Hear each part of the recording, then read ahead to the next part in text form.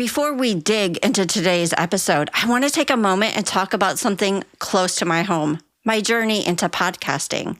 Dog with a Bone is my first season, and I am beyond grateful to have teamed up with James Basinger and Sasquatch Productions.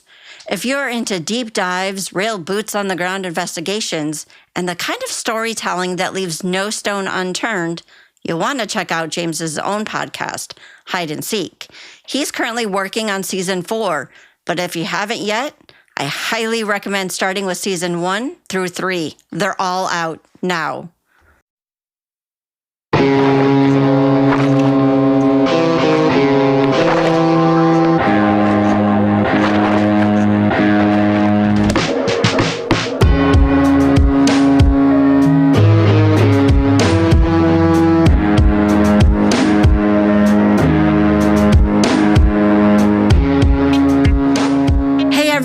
And welcome back to Dog with a Bone podcast. This is episode 7, Goodfellas. Please make sure to like and follow us on Dog with a Bone Facebook or Instagram page to join in on the investigation as we move through the season. I would love to hear your thoughts on the episodes previously and the ones to come. You can also subscribe to Dog with a Bone podcast on Spotify or wherever you listen so you don't miss an episode. All names mentioned are innocent until proven guilty in a court of law.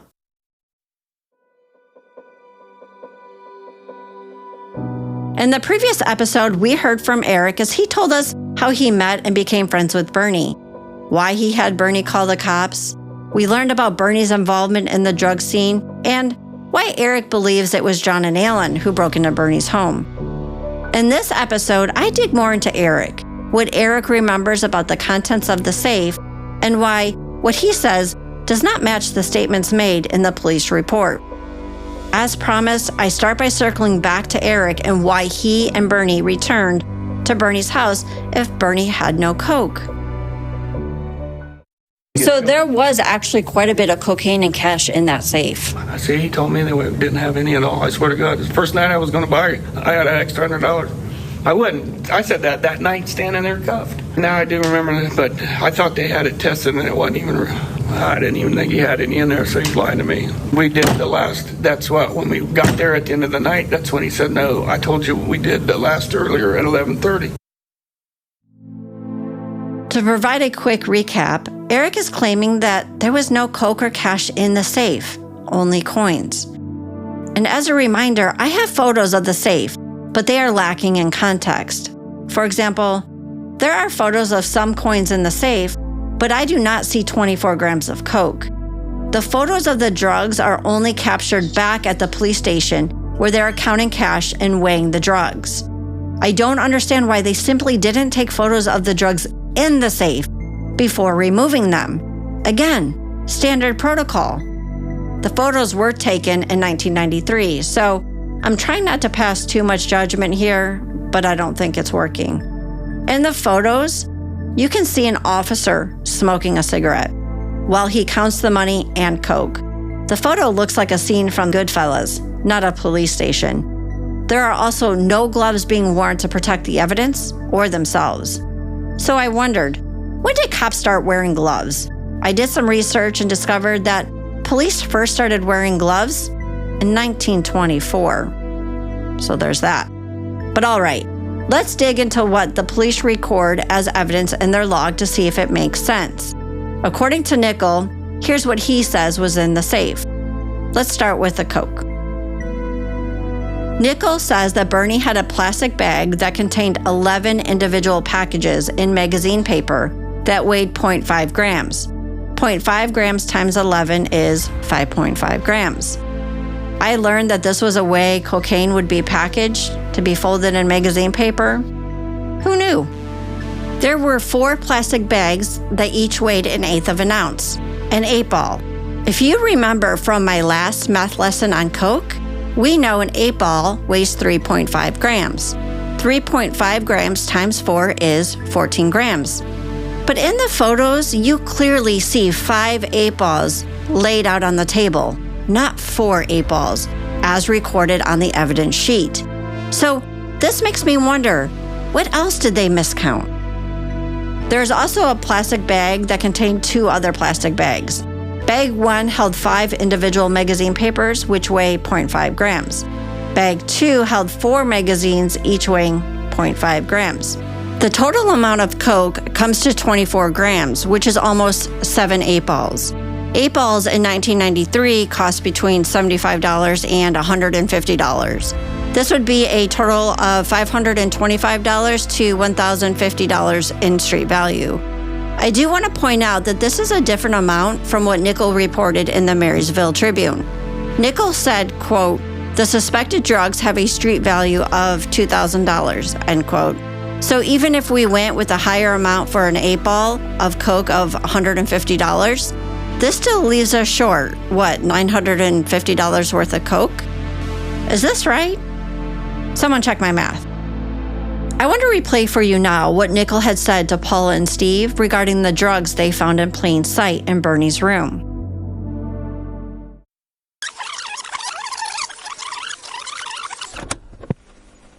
He had some drug paraphernalia, cocaine paraphernalia, little wrappers, plastic wrappers that had residue on it, and then little tops and little bags of they'd sell 8 ounces, which is an eighth of an ounce of coke. A few of them were on, and those were just laid out on top, like they'd just been put there. Nicol claims, quote, "Those were just laid out on top. They had just been put there," end quote. But this makes me wonder if the drugs that were placed there weren't put there by Bernie, but by someone else. Eric is insistent there were no drugs left in the safe or in plain sight when Nicol arrived on scene. We have heard from several people on how clean and organized Bernie was, so I just don't see him leaving coke out on the tables after calling the cops. But here's another thing. If the coke was in plain sight as Nicol claims, wouldn't whoever stole the safe have taken those drugs? But all right, I do want to point out one thing. Nicol says that there was 28 grams of coke in Bernie's safe, which would equal an ounce. An ounce is the amount of coke Mike said Bernie normally would have. I guess Nicol got one thing right. The coins in the safe came to $371.14. The gift certificates that Bernie bought for his family for the holidays added up to $220. The cash came to a total of $845. Did this amount stand out to you? It did me right away. Because if we go off what Mike said, Bernie normally had 10 grand in his safe at a time. So if that's true, where's the other 9 grand? I can tell you this, that amount was never logged into evidence. Another point I want to make is the black book we've been talking about for the past 5 episodes, the book we know Bernie kept with all the names of anyone he's done business with, is also not logged into evidence. But here's the thing. I believe in one of the photos the cops took, the black book is sitting right on top of the safe. So you have to ask yourself, where did the black book go if it's not in evidence and was not returned to the family, like the duct tape and trash bag were? But all right, back to Eric, as he walks me through what happened once Nicol arrived after being called by Officer Basinger. So how did Nicol get there? So Basinger shows up and then... 2 or 3 others. Nicol would have been probably the 4th or 5th cop that showed up, and he took over, and then he separates us and takes Bernie in the bedroom. And I guess by then they'd already roughed us up, both of us. He grabbing us and messing with us. Who did that? Nicol. And he did that to you and Bernie? Yeah. Why? I was being subordinate. I'm like, he can't remember his social security number, and now you're asking for the safe combination. I've got, wait a minute, if the door's open, put something in it so it don't close. But I said, if it ain't, I'm thinking, not because there's drugs in there, there's never. I swear to, if it's closed, you guys might not even have access to get in it if it's out in the yard. So he told me to shut that up. And I think Basinger had something to do with them. They let me leave. And I ran fast as I could to Steffens, and I didn't even know my friend Botima was bartending, and she left, quit working, took me right back there, and the house was dark. But I never seen him again until I found him dead the next morning. Did they beat up Bernie too? I never heard him roughing him up in that room. I heard him crying, and they said, we'll give you a few more minutes, and then Nicol would come mess with me and then go back in there with him. I don't think they were beating him up while I was there. Eric just said they had been roughed up and then Nicol separated them. I have to share again that this is not the first time I have people telling me about how violent Glenn Nicol was to those who crossed his path. But I also want to mention the fact that Nicol had a brother, Jerry, who was also a police officer for Marysville and was on the scene the next day. Brothers on the same force? That can't be good. I recently spoke to an individual from Marysville who reached out. He wanted to share what happened to his friend when he was on the wrong side of the Nicol brothers and what violence he endured. Glenn Nicol, he was a real terrible guy, man. He like the one guy in your podcast was saying, once they got your name, they kept on you. Yeah. Him and his brother beat the crap out of a buddy of mine to put him in the hospital. And I don't know if you ever seen Breaking Bad, but that guy that got beat up there. Yeah. He looked worse than him. I mean, he was beat up bad. He always said he heard crickets for a year after that because they beat him up so bad. His dad wouldn't let him press charges because he knew how those guys were. Once you crossed them, they were always on you, so he died several years back. Yeah. But the Nicol brothers, my neighbor is an ex-cop here in Marysville, and I was asking him whatever happened to them guys, and he said Glenn Nicol's the chief of police down in London now. He sure is. Yeah. So, I feel bad for the people in London. I had another individual, Dean, reach out to me after hearing about the podcast. Dean was 16 years old, a kid, when he had his first run-in with Nicol. And I have to say, his story left me shook and an overwhelming sense of sadness for him as a 16-year-old. So tell me more about your interaction with Nicol. The cops back then, it was mainly Coots and Nicol. It was a horror time in this town, man. It was bad. And once they had you in their sights, it didn't matter. So can you walk me through that night? What happened? Me and Steve was out. Was just walking, talking, hanging out. And I'm not sure if it was Ash Street or not. We seen lights coming down.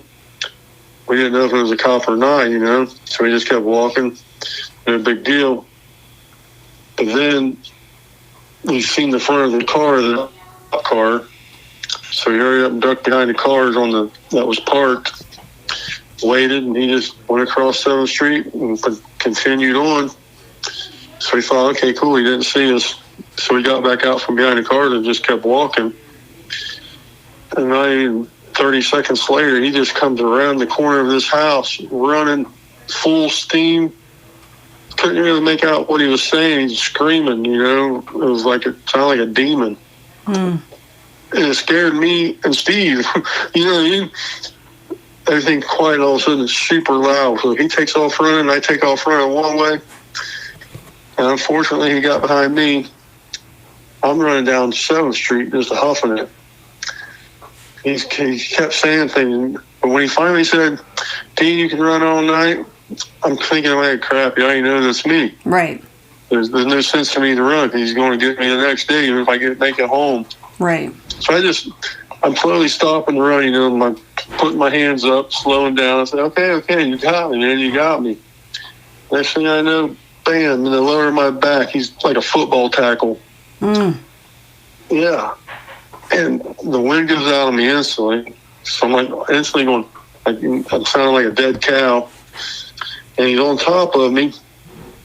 He's grabbing my arms, putting them on behind my back. And at the same time, he's kind of I couldn't see what it was, but what it felt like he had an elbow in the center of my spine, just digging it, you know what I mean? Yeah. And I'm like, oh, I still couldn't breathe. He's putting the cuffs on me, and I couldn't really make out what he was saying because I was in shock, basically. All of a sudden, he was off of me, and I'm laying there, and I feel him grab a hold of the cuffs, like between my hands. Yeah. And just lifted me up, like didn't support me or anything. It's pretty much like if he would have walked forward, he would have rotated my arms all the way around, like ripped them off, like an alligator roll. Jeez. But, yeah, he's picking me up, and I feel my right shoulder. I hear this pop. Oh, my God. I got my breath back finally so I could breathe, and I'm like, man, what the hell? Who's you with? Who's with you? Who the hell is with you, bro? I wasn't with anyone, man. I was trying to be cool and not rat my friend out. Next thing I know, it was like a slingshot went around my throat. He had me in a reverse chokehold. He stopped. We was not walking at this point. It was a stop right on 7th Street. And he's choking me. He's saying, I'll kill you, you little son of a bitch. Who did you wear the ball? It was like I seen this is the weirdest thing. It was like I could see perfectly everything. And then I'm trying to breathe. I'm looking out ahead of me. I'm seeing everything like close in. I'm like, oh my God, I'm passing out. And that's what I'm thinking in my head, I don't know why he released, but I'm thinking it's because he probably felt me go limp. I don't know if I went limp, but it was right before I lost vision. Like, it was like a tunnel vision. Everything was black around it, and I could see it was weird. I'm getting nervous, goosebumps just thinking about it. But he let go of me, and he shook me. I don't know if he hit me like with his elbow or what in the back, and made me start walking again. But my breath come back to me, and I'm just like, he's like, who the hell? I said, it was Steve. I'm thinking in my head, at this point, I was like, all he's doing was stop past curfew. We wasn't doing anything wrong, Right. So it's just a curfew violation. So, well, I told him, I said, it was Steve. Man, Steve wasn't my friend no more after that night. But he did end up Facebooking me later in life as we as adults. I mean, we've made up since then, but it made me feel like a rat, you know what I mean? What did he do after he let you go? Did he take you to the station? You know what?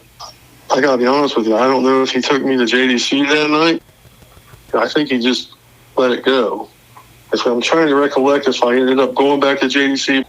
Did you go get treatment for that? Or what'd you do about your shoulder? I put it back in place myself. Yeah, it wasn't fun. Oh my God. It wasn't fun. Oh my gosh. For somebody who wasn't, doing anything wrong but curfew, to take that extreme of violence, right? But then to just let you go would be very interesting. See, that's why ever since when I listened to that episode about his hot-headedness and everything like that, I'm sitting there driving, and I think I froze, and my goosebumps come up on top of my duck pimples, and I just knew, Did you have any other run-ins with him after that point where he got physical with you? No, never again, because I gotta be honest, I was scared to death. Right. I would be too. I would see him, and I was just like instant fear. Like, wow. I didn't know Bernie at all. Yeah.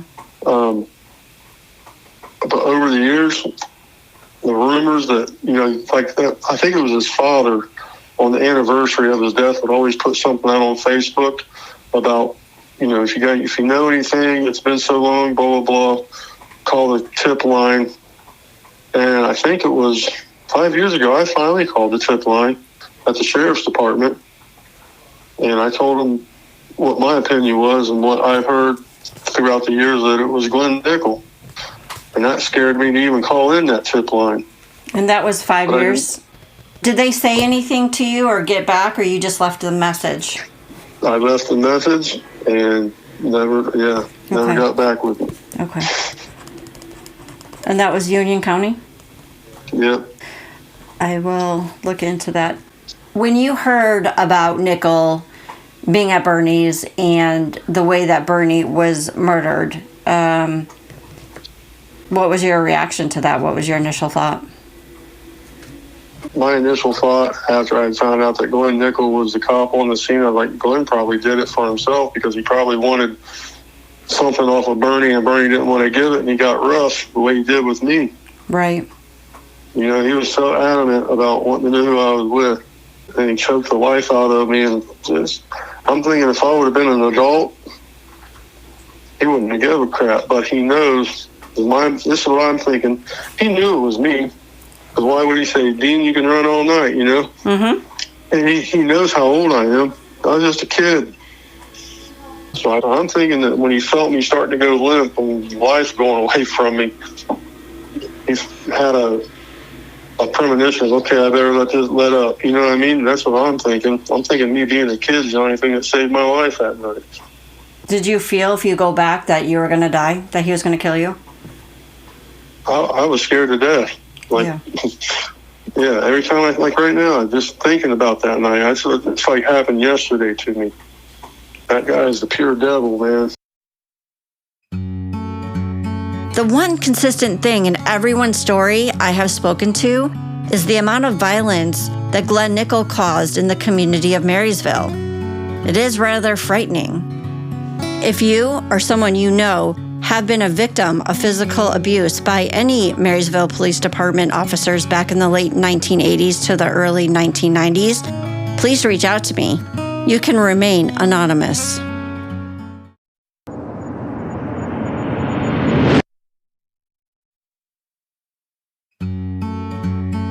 Knowing this background on Nicol's violence, I asked Eric why he thinks he was told to leave by Nicol. You're getting upset and they're telling you to leave. Yeah, they said, let me go. And then I said, well, what are you going to do with him?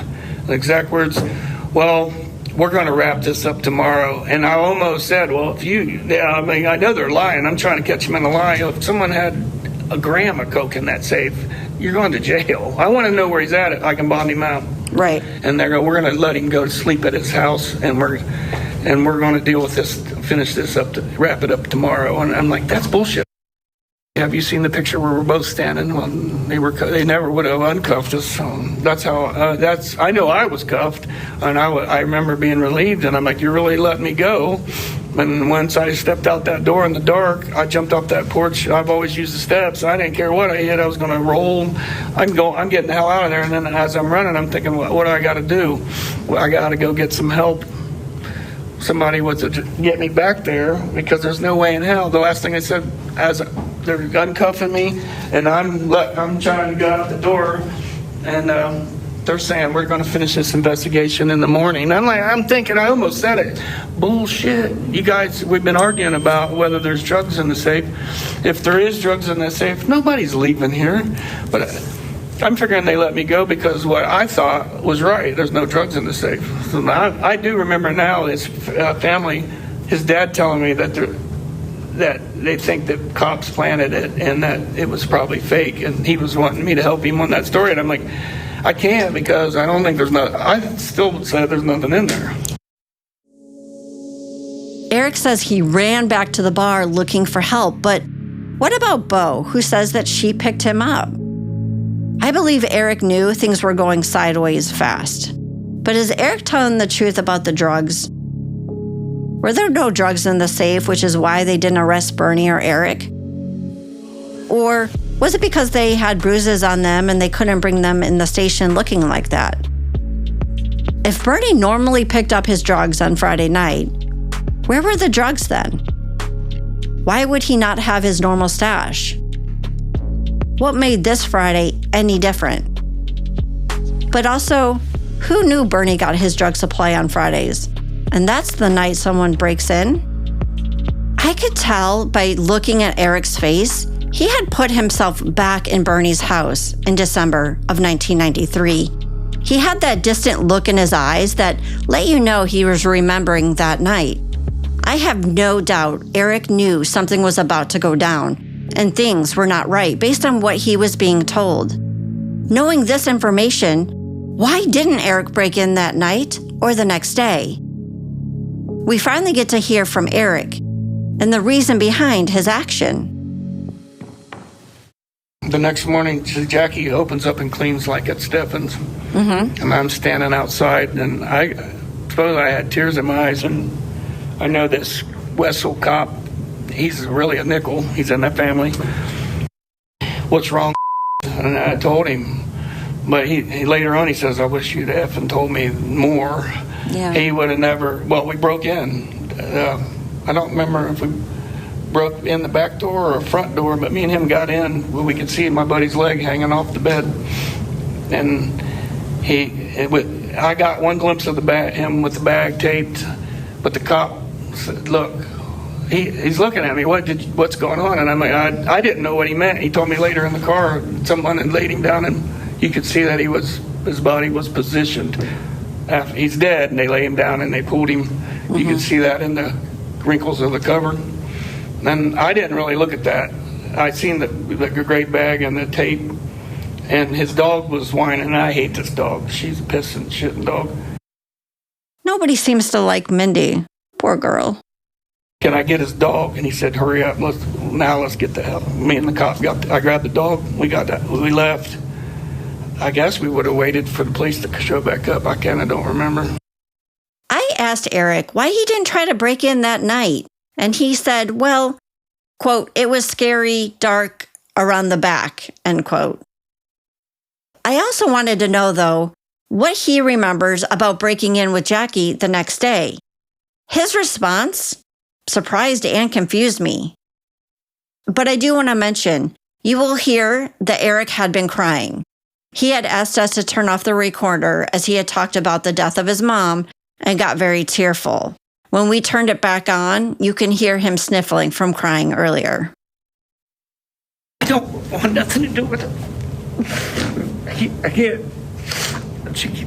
She was trying to get a hold of me about this. And I stirring shit. She said you were, made me think you were cops. They're coming after you. You got a warrant. I'll never talk to her again. And she's the biggest shit stirrer. She don't have nothing to do with it except for what I told you. She definitely, she'll, if anything you write down from her, it'll be 1% truth and the rest bullshit. So why do you think she claims to have so much information? Because she worries about her life is so effing miserable. She worries about everybody else's. She don't see that she has this problem. And she's snorting 20 pills a day. And she's got her boyfriend. He's a junkie. I'm done with them all. So Jackie told me that you were stealing from your mom. Never. My mom just gave me a couple pills when I'm working, come home. You see, I walk funny and I bad posture. I never. That's the truth. Yeah, she's doing it to cover herself. Talking with both Jackie and Eric, I realized that they have that common sibling relationship. They both talk shit about each other, but will protect each other to the end from anyone else. I will say that Eric's answers make more sense to me than just leaving him to call the cops. Eric said him and Officer Wessel broke into Bernie's house because Bernie was not answering the door. The reason he and Jackie said they left was, I'm guessing they didn't want to tell anyone that Wessel, who was off duty at the time, broke into the home with Eric and found Bernie dead.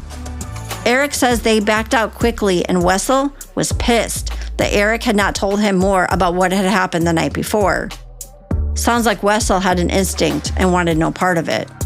I have tried to reach out to Wessel through family and friends, but no luck. I asked Eric if he knew how Bernie was killed and who he believes killed his buddy. Do you know how Bernie died? His sisters was going to hide me out in California until they needed me around here. And I'm like, no, I got family. I think I still had kids I was raising. And I never seen the pictures. They asked me if I wanted to see them, and they disclosed about 10 to 15 more pictures. They showed me the ones where I'm cuffed and I bruised fast. And you have to be rough still, though. I don't remember how rough they were.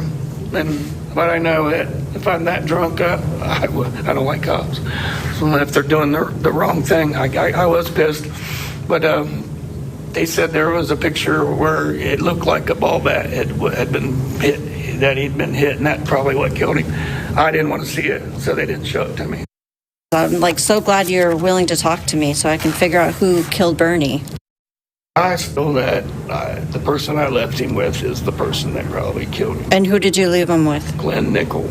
Did you think that they were trying to pin the murder on you? The whole time. And he admitted that he was drinking that night. He tried to hit me with his car and was cussing at me. Eric is referring to Nicol here. Eric is claiming that Nicol tried to hit him one night with his car as he chased him down. And they want him fired. And I'm like, I just want him to leave me alone. So they put some kind of thing. He's supposed to be so many feet away from me. As Eric and I wrap up our conversation, I let him know that BCI is working with me and get his final thoughts. BCI is working with me on this, so that's really good. So they are part of this, which is very helpful in trying to get to the bottom of what happened. Well, I wouldn't be talking to you if I had anything to do with it, for one. And then I was going to walk in here and tell you go to my attorney first, but there's nothing that I can't incriminate. I've already fought all this shit before. Mm-hmm. Just because I know somebody doesn't mean that I set it up. If you're working with them, they're not going to go bust my feelings. I left him with the cop in a room, and that's the same room I found him in. I doubt he ever left his house. I'm thinking, but they're not gonna convict no police officers. How do we keep in contact? Because I'm going to have questions. I got that on my phone, your number. I blew it up and finally, went like that and seen that you're a reporter, not a damn cop. So, I'm not even a reporter. Well, that's what it said. I thought that's what it said. Civil investigator. I'm a civil, yeah. Investigator. Yeah, well, somebody who is a person who likes to help solve crimes. I'll call you when I get out. Well, it was a pleasure. Nice to meet you, ladies. Nice to meet you. Thank you. Thank you so much. Be safe.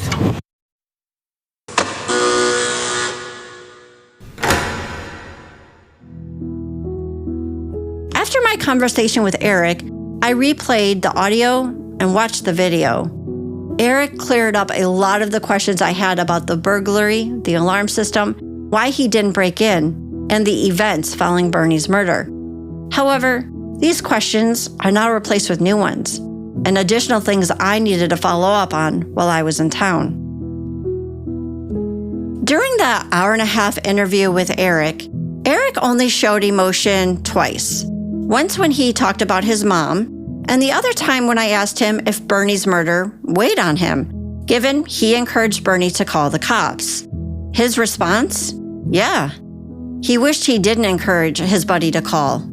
Eric's physical response showed me just how much guilt and responsibility Eric has felt for the past 30 years. His eyes teared up and you could see the hurt on his face as he remembered that night. Listening back to the audio, something else stood out to me. When I told Eric I will not stop digging until the truth and justice comes out, that I was working with a BCI agent and how positive it was at this point. His response was not one I would have expected from someone who had found his buddy dead and the case being cold for 30 years.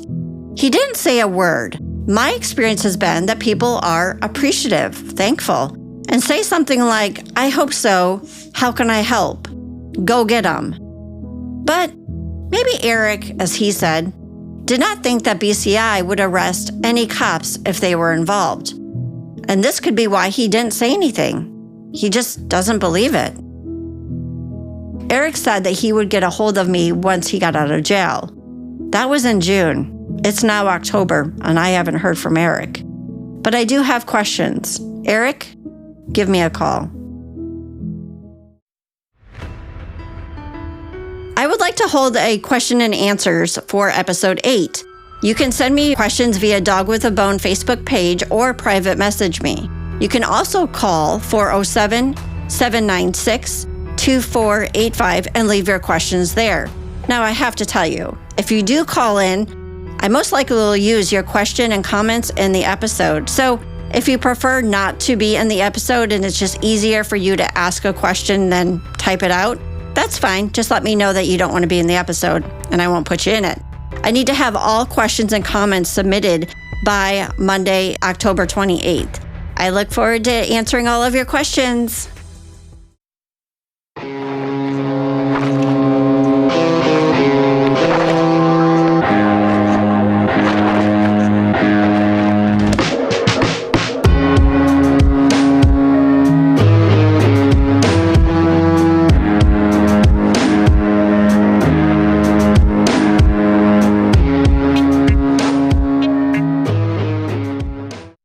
Dog with a Bone is hosted, investigated, produced, and written by Melissa Sandberg. Additional writing by Caitlin Sandberg. Edited by Jason Sandberg. Theme music by Alex Yukich. Dog with a Bone is a Sasquatch production.